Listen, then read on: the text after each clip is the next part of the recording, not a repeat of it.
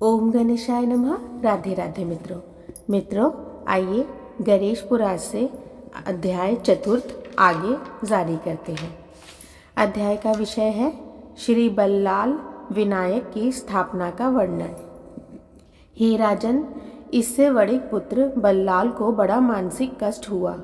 उसने पिता से हाथ जोड़कर निवेदन किया कि पिताजी, आप मुझे कितना भी भारी दंड दे दीजिए, किंतु उन सर्वात्मा भगवान गणाध्यक्ष का निरादर मत कीजिए। वे प्रभु समस्त कल्याणों के देने वाले हैं, अपने भक्तों के सभी विघ्नों का भी हरण करते हैं। उनके समान अन्य कोई बड़ा देव नहीं है। वैश्य ने क्रोधावेश में कहा, मूर्ख, इस पत्थर को सर्वात्मा कहता है। देखूंगा तेरा गणाध्यक्ष तेरे विघ्नों को किस प्रकार दूर करता है और तुझे बंधन से कैसे छुड़ाता है। कल्याण ने अपने पुत्र को एक पेड़ से दृढ़ता पूर्वक बांध दिया और बोला, अब भी अपनी भूल स्वीकार कर और गणेश की भक्ति छोड़कर अपने कार्य में लग जा। किंतु पुत्र ने पिता की बात स्वीकार नहीं की, तो वह उसे गाली देता चला गया। इस बालक को अपने पिता की निष्ठुरता पर क्रोध आ गया और उसने उसे शाप दे डाला।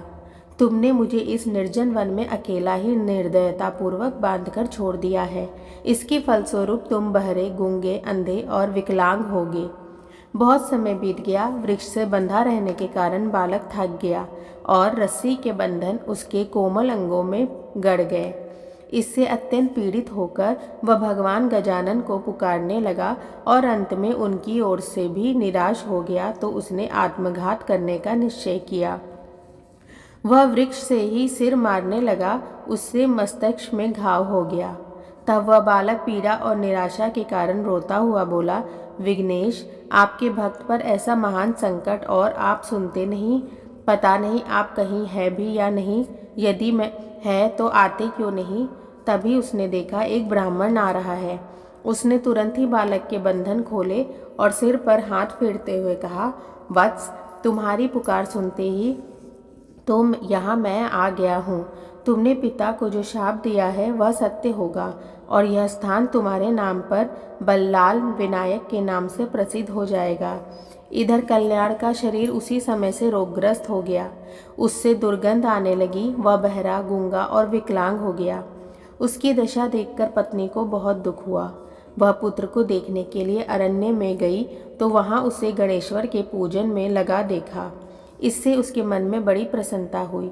उसने पुत्र से कहा, पुत्र, यह तो तू बड़ा मंगल कार्य कर रहा है, परंतु तुम्हारे पिता की दशा बहुत दारुण हो गई है। उन्हें भी चलकर देखना चाहिए। वत्स, माता पिता की आज्ञा मानना भी पुत्र का परम कर्तव्य है। बल्लाल ने उसी प्रकार शांतिपूर्वक बैठे रहकर कहा, हे जननी, सांसारिक माता पिता तो अनित्य है। यथार्थ माता पिता तो भगवान गणेश्वर ही है, जिनकी मैंने शरण ली है। इन्हीं भगवान का निरादर करने के कारण पिताजी को ऐसी दशा प्राप्त हुई है। अब उनकी सेवा करना तुम्हारा भी कर्तव्य है, क्योंकि पत्नी के लिए पति की सेवा ही सर्वोपरि है। माता ने कहा, हे पुत्र, अपने जन्मदाता पिता को शाप से मुक्त कर दो। मैं तुमसे विनय करती हूँ। यह सुनकर बल्लाल ने कहा, जननी, मैं तो अब कुछ भी नहीं कर सकता। अगले जन्म में तुम एक राजा की महारानी बनोगी, किंतु तुम्हारा पुत्र गूंगा, बहरा, विकलांग और दुर्गंधित युक्त होगा। उसके कारण तुम्हारा पति उस पुत्र के साथ तुम्हें भी घर से निकाल देगा। फिर एक शिवालय में एक गणपति भक्त ब्राह्मण के स्पर्श से तुम्हारे उस दक्ष नामक पुत्र का शरीर निरोग और सुंदर हो जाएगा। हे राजन, यह समस्त घटना चक्र उसी वाणी के अनुसार घटित हुआ था। विश्वामित्र बोले, हे राजन, अब आगे का वृतांत सुनो। कौंडिन्यपुर नगर के निकट ही एक महावन था, जिसमें भगवान गणाध्यक्ष का एक प्राचीन मंदिर विद्वान था। दक्ष ने उस मंदिर में जाकर गणेश्वर के एकाक्षरी मंत्र का जाप आरंभ किया। इसी मध्य उसने अपने को हाथी पर सवार देखा। वह स्वप्न उसने माता को सुनाया तो वह बोली, पुत्र, स्वप्न तो बहुत ही सुंदर है। हाथी के दर्शन का अर्थ हुआ भगवान गजानन का दर्शन और हाथी की सवारी का अर्थ हुआ राज्य पद की प्राप्ति। मित्रों, इस प्रकार गणेश पुराण से चतुर्थ अध्याय यहीं पर रोकते हैं। आगे का अध्याय अगले वीडियो में जारी करेंगे। तब तक के लिए राधे राधे।